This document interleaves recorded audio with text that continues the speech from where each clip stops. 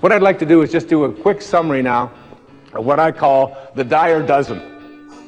And this is the 12 points that I have been speaking about and talking about here in this entire program. There are 12 of them. I'm just going to spend a moment or two on each of them. If you want to jot these down while you're watching, I would encourage you to keep track of these 12 ideas, the dire dozen, for connecting to intention. 1, want more for others than you want for yourself. Want more for others.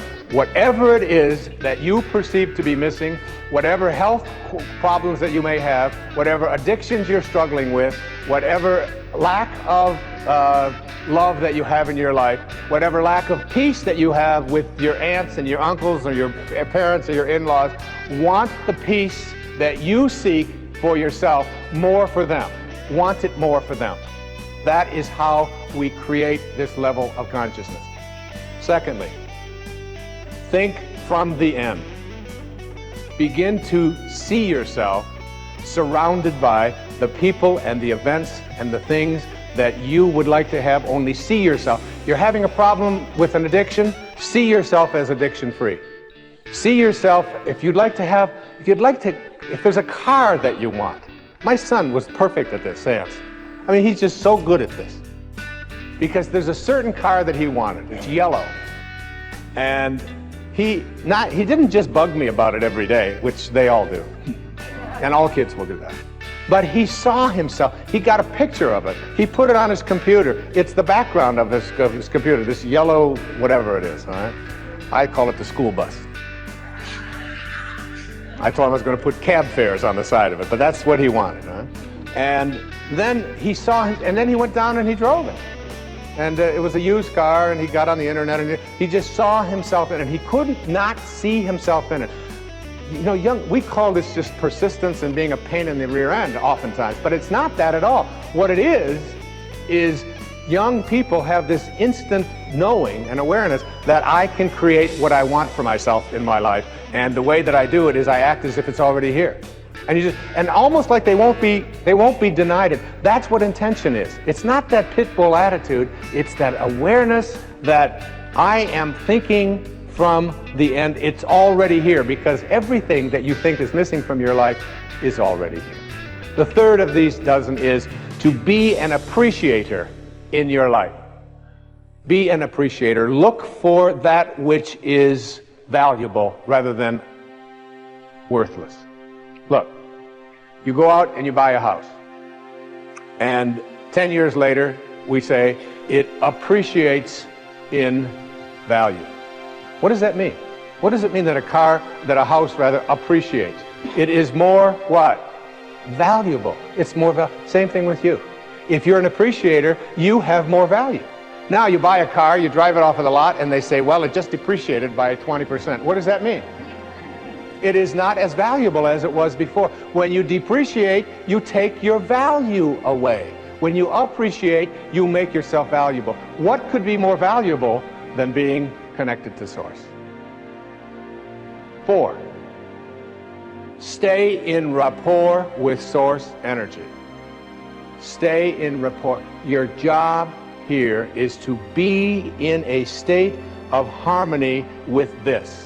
Constantly reminding yourself, is this how my Source thinks? 5, resistance. Understand this about resistance. Every thought that you have that is other than that which you emanated from is resistance. Every unkind thought, every uncreative thought, every thought of judgment, every thought of fear, every thought of depression, every thought of it can't happen, all resistance. So if you say, well, easy for him, he can talk about this, but I can't, that's resistance. You're right, absolutely. Even if you think all of this is a bunch of nonsense, you're absolutely right. You're absolutely, because for you, that's what you believe. And if you believe that, the universal Source will help you to fulfill that belief. 6th is what I talked about many times in the program. Contemplate yourself as surrounded by the conditions which you want to produce. Contemplate yourself that, because the way you are one with Source. You are always one with Source.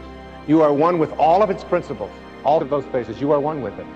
It can't be anything other than it is. Neither can you.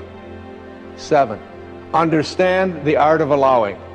Allowing means taking the path of least resistance. Every time you have a thought that has resistance in it, what you have done is you have created an absence of allowing. You have to almost think like, here I am here, and here's Source. How much energy can I pull from it? How much energy can I pull from it? Are you pulling energy from Source, or are you away from it? Allowing. Allow yourself. 8, practice radical humility. You are not this body that you are in. You are not this mind that you are in. You are not any of the possessions that you have. You are a divine source. 9, be in a constant state of gratitude. Be grateful for everything that shows up. Everything.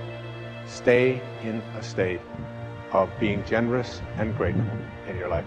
Because what could be more generous than that which has allowed you to come from the infinite source to this material world and back?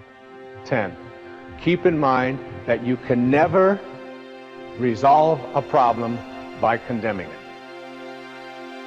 Any problem that you have, when you use shame, you are using the lowest energy that's out there in the universe. You cannot shame your way into higher consciousness, into source energy. 11, play the match game. Play the match game. Always ask yourself, am I matched up with the field of intention? And finally, meditate. Make it a practice in your life. Meditation is essential because it is your way of staying connected to Source. What is the only thing in the universe that can't be divided? You cannot divide God.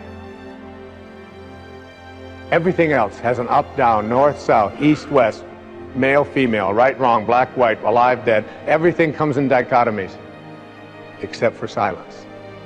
Silence, you cut it in half, what do you get? More silence. Cut it in half again, more silence. Cut Source in half, just more Source. You can't divide it. Meditation, stay in the gap.